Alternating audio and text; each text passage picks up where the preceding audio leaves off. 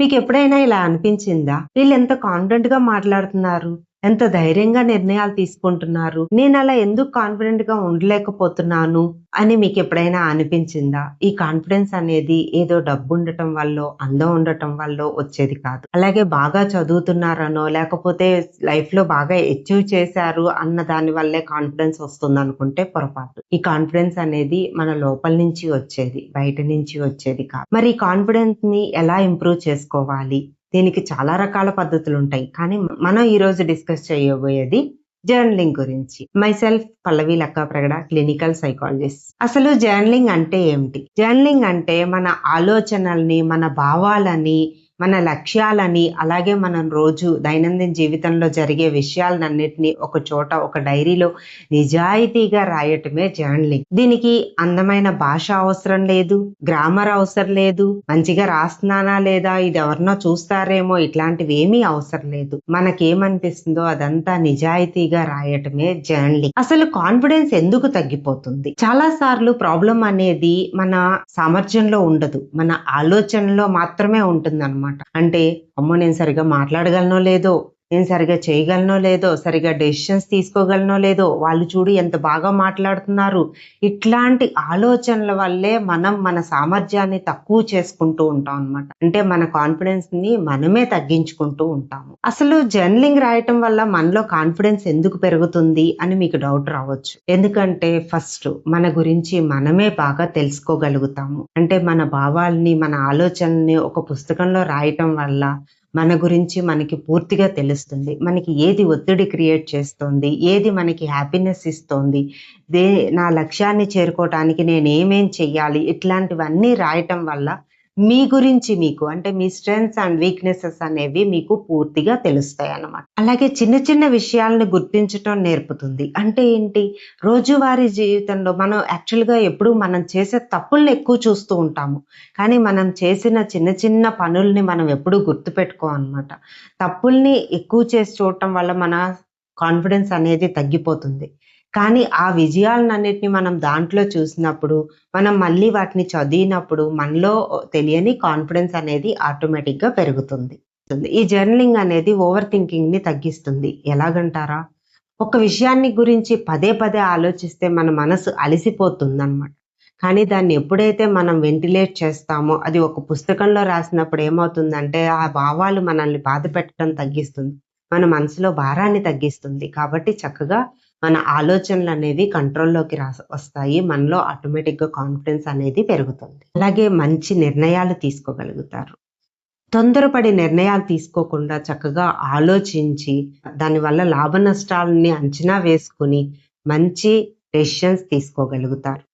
మీ growth అనేది మీరే చూడగలుగుతారు. ఎలాగంటారా? 6 నెలల క్రితం మీరు రాసిన డైరీని తీసి చదువుకున్నప్పుడు, మీకే మీలో వచ్చిన గ్రోత్ అనేది తెలుస్తుందనమాట. అంటే నేను ఏమి అచీవ్ చేశాను? నేను అనుకున్న లక్ష్యాలను ఎంతవరకు అచీవ్ చేయగలిగాను? ఒకవేళ అచీవ్ చేయలేకపోతే ఎందుకని అచీవ్ చేయలేకపోయాను? అన్న దాని గురించి మొత్తం మీకు ఒక అవగాహన అనేది వస్తుందనమాట. మరి ఇంతలా కాన్ఫిడెన్స్‌ని ఇంప్రూవ్ చేసే ఈ జర్నలింగ్‌ని ఎలా రాయాలి? రోజు జరిగినవి జస్ట్ రాయటమే అంతే అనుకుంటారా? కానీ రాసేటప్పుడు కొన్ని పద్ధతులు పాటించాలి. ఏం పద్ధతులు? మళ్ళీ వీటికి గూడా పద్ధతులా అని అనుకుంటున్నారా? ఏం లేదు. సింపుల్‌గా 5 విషయాలు గుర్తుపెట్టుకోండి. వీటిని ఫాలో అవుతూ మీరు జర్నలింగ్ రాసినప్పుడు ఇది మీకు ఇంకా హెల్ప్ అవుతుందనమాట. దాంట్లో ఫస్ట్ వన్, నేను ఈరోజు దేనికి గ్రాటిట్యూడ్ ఫీల్ అవుతున్నాను? అంటే ఒక కృతజ్ఞత. ఈరోజు జరిగిన విషయాల్లో నేను దేనికి ఆ కృతజ్ఞతని ఫీల్ అవుతున్నాను అనేది తప్పకుండా రాయండి. అలాగే ఈరోజు నాకెదురైన ఛాలెంజెస్ ఏంటి? అంటే ఈ రోజువారీ మన జీవితంలో ఎన్నో రకాల సవాళ్ళని మనం ఎదుర్కొంటూ ఉంటాము. అలా మనకెదురైన సవాళ్ళేంటి అనేది అందులో ఖచ్చితంగా మెన్షన్ చెయ్యండి. అలాగే ఈరోజు నేను చేసిన 3 పనులు అవి కూడా మంచి పనులేంటి? రోజువారీ జీవితంలో మంచి పనులు ఎక్కడ చేస్తామని అనుకుంటున్నారా? ఖచ్చితంగా మనము అది చిన్నదో, పెద్దదో రోజువారీ చేసేది. ఇప్పుడు చక్కగా టైంకి హోంవర్క్ ఫినిష్ చేశాను. అది కూడా ఒక మంచి పనే. లేదా అమ్మ చెప్పకుండా రెడీ అయిపోయాను. అది కూడా మంచి పనే. లేదా ఆఫీస్ వర్క్ నేను మంచిగా చేయగలిగాను. అది కూడా ఒక మంచి పనే. ఇట్లా చిన్న చిన్నవైనా గానీ, ఎందుకంటే మన మనసు ఎప్పుడు కూడా మనం చేసిన తప్పుల్ని ఎక్కువ గుర్తుపెట్టుకుంటూ ఉంటుంది. కానీ మనం చేసిన మంచి పనుల్ని మన మనసు గుర్తుపెట్టుకోదనమాట. కాబట్టి ఇలా నేను చేసిన మంచి పనులేంటి, 3 పనులు లేదా ఒకవేళ మంచి పనులు లేకపోతే 3 పనులేంటి అనేది ఖచ్చితంగా ఆ జర్నలింగ్‌లో మెన్షన్ చేయండి. అలాగే ఫోర్త్ వన్, ఈరోజు నన్ను బాధపెట్టిన నెగెటివ్ థాట్ ఏంటి?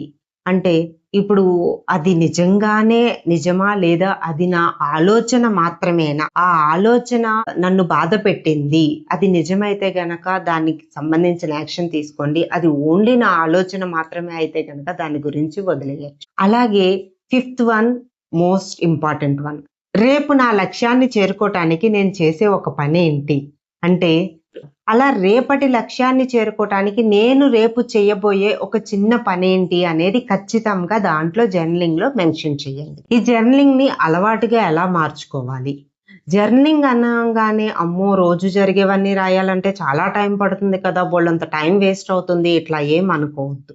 జస్ట్ 5-10 నిమిషములు స్పెండ్ చేసి నేను ఏదైతే పైన చెప్పానో ఆ 5 విషయాల్ని దృష్టిలో పెట్టుకొని చక్కగా మీరు రాయటం మొదలెట్టినప్పుడు ఎక్కువ సమయం కేటాయించాల్సిన అవసరం లేదు. తక్కువ సమయంలోనే నేను చెప్పిన విధంగా రాసినట్లయితే మీకది ఒక హాబిట్ లాగాను అయిపోతుంది.